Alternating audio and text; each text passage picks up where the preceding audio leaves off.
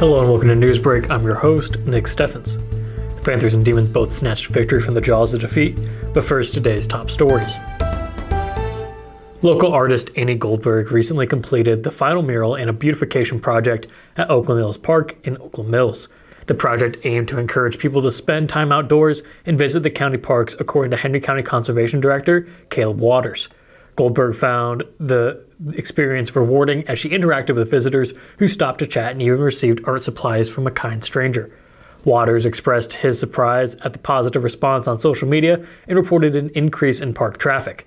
The mural project is part of a larger beautification initiative by the Conservation Board, which aims to enhance various aspects of the parks. Waters drew inspiration from conversations during his participation in Leadership Mount Pleasant, a program organized by the Chamber of Commerce. Goldberg dedicated the entire month of May to completing the project, with the largest mural titled Summer Symphony taking 41 hours to finish. The murals feature natural and outdoor themes, such as prairie scenes and wetlands, incorporating native flowers, bugs, and wildlife.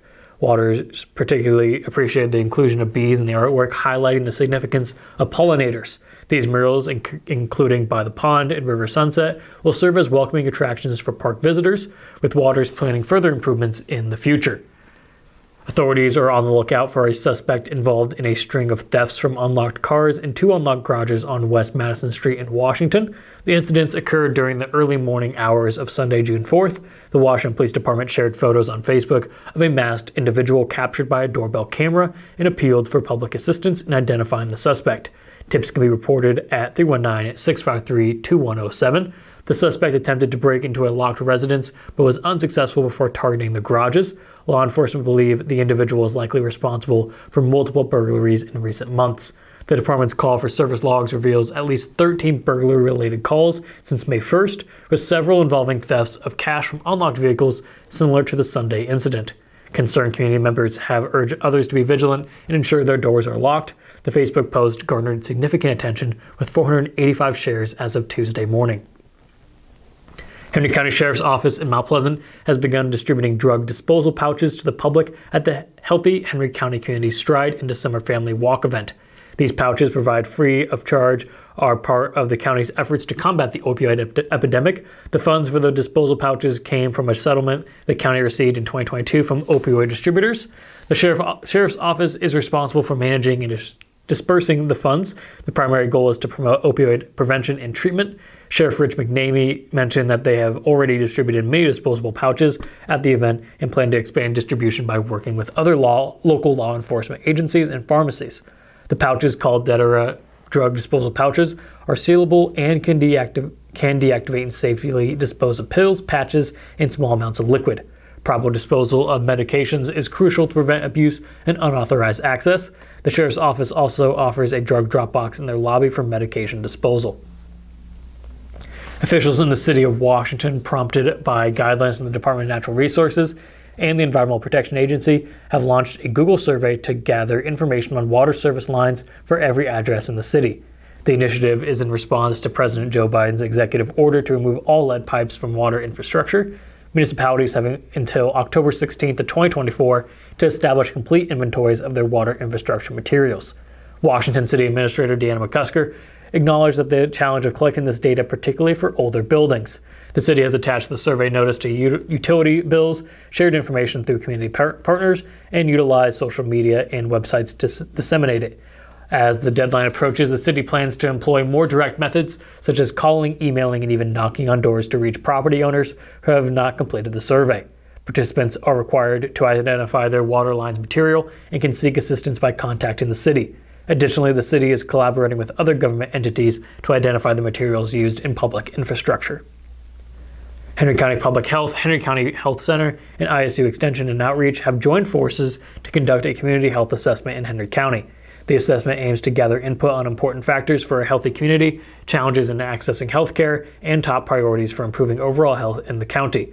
All residents and workers in Henry County are encouraged to participate in the survey, available online at surveymonkey.com/r/healthyhenry, or in paper form at various locations, including Public Health, Henry County Extension Office, HCHCER, and local clinics. The survey responses will be anonymous and will help determine priorities for future health programs and activities, as well as secure funding. The community is urged to spread the word and ensure as many individuals as possible participate in the survey. For other inquiries, contact Public Health at 319-385-0779 or visit 106 North Jackson Street, Suite 103 in Mount Pleasant. We're going to take a quick break, and when we come back, we'll take a look at the weather and sports.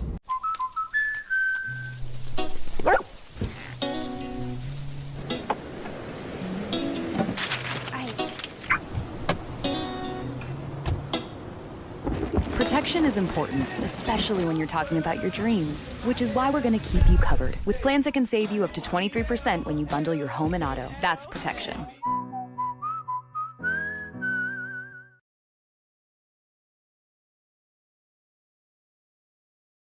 Bring the kids and share the memories from steam engines, antique cars and trucks, tractors, gas engines, and horses. Maybe your memories are of great food from the North Village to the Log Village, or learning how to square dance over at the Dance Barn. This is the place where memories are made. Make plans now to enjoy the history of the past at the 2023 Midwest Old Threshers Reunion, August 31st through September 4th in Mount Pleasant. Visit oldthreshers.com for more details. Unbelievable amount of devastation. I've never seen anything like it. We had a beautiful barn that was gone in 20 minutes. Farm Bureau stepped up right away and said, hey, we got you and we'll be there for you. We were taken care of. Now we could get on to repairing and rebuilding. I tell everybody about Farm Bureau. We're fortunate to say we have good coverage with good people doing it. Contact Farm Bureau agents Tony Starr and Mike Welcher in Mount Pleasant today. Hello and welcome back to Newsbreak. I'm your host, Nick Steffens. Coming up, your 5-day forecast, but first, obituaries. David Elmer Keefe of Argyle passed away on June 4th at the age of 56. Schmidt's Funeral Home is in charge of the arrangements. Leroy Eugene Weiss of Fairfield passed away on June 3rd at the age of 82. A funeral service will be held at 10:30 a.m. June 9th at the Cranston Family Funeral Home. James Leroy Frank of Mount Pleasant passed away on June 1st at the age of 72. No services are planned at this time. Murphy Funeral Home is in charge of the arrangements. Ray Dean Gillespie of Mount Pleasant passed away on May 27th at the age of 75. A celebration of life will be held from 4 to 8 p.m. June 12th at the Rome Lunchbox. Murphy Funeral Home is in charge of the arrangements. Gay Eileen Morton Wolf of Phoenix, Arizona passed away on May 29th at the age of 89. Per her wishes, no services will be held. Samantha K. York of Wayland passed away on June 2nd at the age of 26. A celebration of life will be held at 1:30 p.m. June 10th at the First Assembly of God. Jones and Needham Funeral Home is in charge of the arrangements. Ruth Elizabeth Bartow of Washington passed away on June 2nd at the age of 91. A graveside service will be held at 11 a.m. June 9th at Elm Grove Cemetery. Jones and Needham Funeral Home is in charge of the arrangements. Robert Eugene Bozislaw of Washington passed away on June 2nd at the age of 84. A celebration of life will be held at 11 a.m. June 23rd at the Jones and Eden Funeral Home. That was obituaries. It is now time for your 5-day forecast. We started the day off with some rain, but has since cleared off and the high is 80. Tomorrow it'll be 79 degrees and mostly sunny. On Friday, temperatures will rise slightly to 83 degrees and it will remain mostly sunny. There's a chance of rain again on Saturday and the high will be 82. That rain will continue into Sunday morning and it will be 76. We're going to take another quick break, and when we come back, we'll take a look at sports. At 5 Star Community Credit Union, we want to help you lead a better life. We offer competitive rates and convenient appointment times for all kinds of loans: auto, recreational vehicles, home equity, line of credit, holiday, and personal loans. We make it easy to build your credit and enjoy the good things in life. We invite you to join 5 Star Community Credit Union. We are community-minded and member-focused. Come visit our locations in West Burlington and Mount Pleasant or online at 5starcu.org. Federally insured through the NCUA, Equal Housing Lender. At Brown Shoe Fit, we pride ourselves on traditional sit and fit service that's been serving the Mount Pleasant area since 1952. At Brown's, we have shoes for the whole family.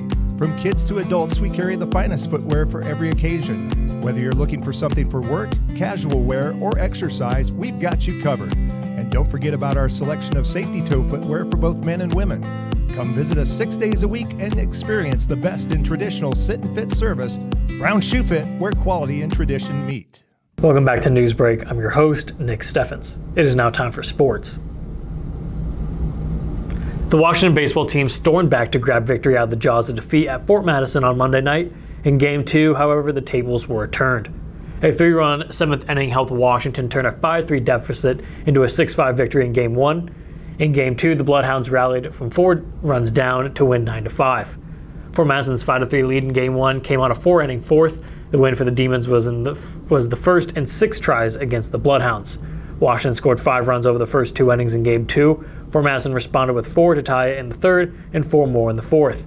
Washington is now 3-7 overall and 3-2 in conference play. The Demons will take on Fort Madison once more on Thursday, this time at home.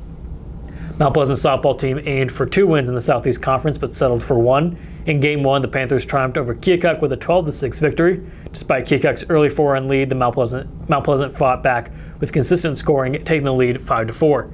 Bethany Drury and Aston Clark played key roles in securing the win. Clark went 3 for 4 with a triple, double, and 5 RBIs, while Drury contributed an RBI single. Jolene Martin pitched a complete game, allowing 1 earned run and striking out 9. In Game 2, Mount Pleasant faced a 7-0 and 10-2 deficit, but managed to come back, falling short with a 13-10 loss. Jane Hausch led the team with 5 RBIs, and Emma Starr went 3 for 5 with a triple and 2 RBIs. Mount Pleasant now holds a 3-8 overall record and 1-4 in SEC play. They will face Keokuk on the road for Game 3 on Thursday. Mount Pleasant baseball team secured a pair of wins against the Keokuk Chiefs, improving their Southeast Conference record to 3-2. In Game 1, the Panthers dominated with an 11-1 victory in 5 innings. Starting pitcher Jake Ensminger silenced the Chiefs' offense, allowing 1 earned run over 4 innings while striking out 6. Payson Coleman went 2 for 3 with 2 RBIs, and Peyton Higgins contributed 2 RBIs as well. In Game 2, the Panthers faced an 8-2 deficit, but staged a comeback, securing 7 runs in the final 2 at-bats to secure a 9-8 win. J.C. Sitar played a crucial role with the 2-out, 2 RBI triple. Carter Amos led the team with a triple and 3 RBIs. The Panthers now hold a 4-5 overall record and 3-2 in SEC play. They will conclude the series against Keokuk on Thursday in Keokuk. That is the news for Southeast Iowa. I've been your host, Nick Steffens. This has been your news break.